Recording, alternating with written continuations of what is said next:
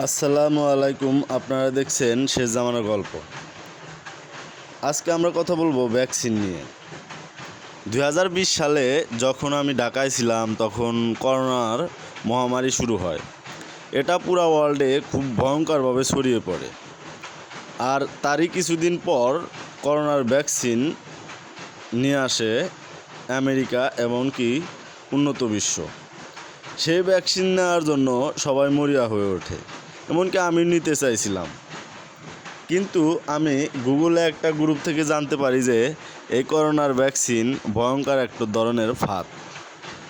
এটা আমি খুব ভালোভাবে আমলে নেইনি, কিন্তু ইউটিউব চ্যানেল সিক্রেটারি বেলে যখন কিবিডিয়া সানি ভাইয়া এটা এক্সপোজ করে দেয় যে করোনার ভ্যাকসিন আসলেই ভয়ঙ্কর রকমের বিষ, তখন আমি এটা বিশ্বাস করতে বাধ্য হই।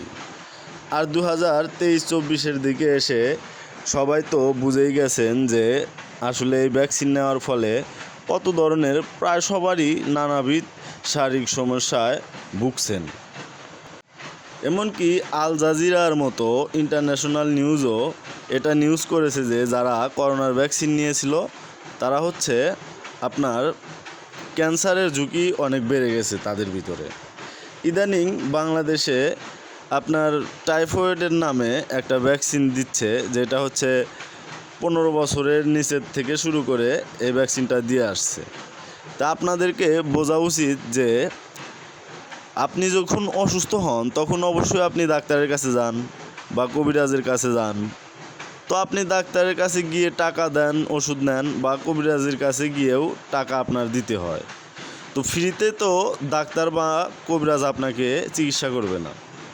তো আপনি কিভাবে ভাবলেন যে ফ্রিতে আপনাকে কেউ ভ্যাকসিন বা ওষুধ দেবে? অবশ্যই তার কোনো ফায়দা আছে। তো তাদের যে ফায়দাটা সেটা তাদের একটা এজেন্ডা আছে 2030 সালের, যেটা আপনার ডিপপুলেশন এজেন্ডা। তারা বলছে যে ওয়ার্ল্ডে নাকি লোক সংখ্যা অনেক বেড়ে গিয়েছে, যার কারণে তারা এই লোক সংখ্যাকে কমিয়ে আনতে চায়। আর এই কারণেই তারা ল্যাবে তৈরিকৃত করোনা মহামারী ছড়িয়ে দিয়েছিল ওয়ার্ল্ডে। তারপর করোনার ভ্যাকসিন দিয়ে মানুষকে বিভিন্নভাবে হয়রানি করছে বা মৃত্যুর দিকে ঠেলে দিচ্ছে। আবার এখন টাইফয়েডের ভ্যাকসিন। তো এটা ভাইয়া শেষ জামানায় আমরা উপস্থিত হয়েছি, আমাদের সবসময় চোখ কান খোলা রাখতে হবে। আর এই টাইফয়েডের ভ্যাকসিন নেওয়ার ব্যাপারে আমি যতটুকু জানি, আমার এক ভাইয়া আছে যে কাজ করে মেডিকেলে, সে বলছিল যে 2টা ছেলে নাকি ভ্যাকসিন নিয়েছিল, তারা তার কাছে গিয়েছে শারীরিকভাবে অসুস্থ হয়ে।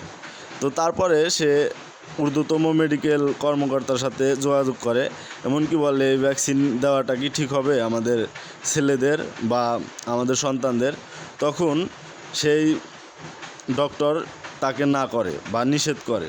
তো আপনারা বুঝতেই পারছেন যে ভ্যাকসিন আসলে ভয়ঙ্কর ধরনের এক ধরনের ফাঁদ। আর আপনারা কেউই এই ভ্যাকসিন নেবেন না। আর আরও যদি ভ্যাকসিন নিয়ে আসা হয়, আপনারা চোখ কান খোলা রেখে ভালো করে বুঝে শুনে তারপর ভ্যাকসিন নেবেন। আসসালামু আলাইকুম, ভালো থাকেন। ভিডিওটা ভালো লাগলে লাইক, কমেন্ট, শেয়ার করেন। দেখা হবে নতুন কোনো ভিডিওতে।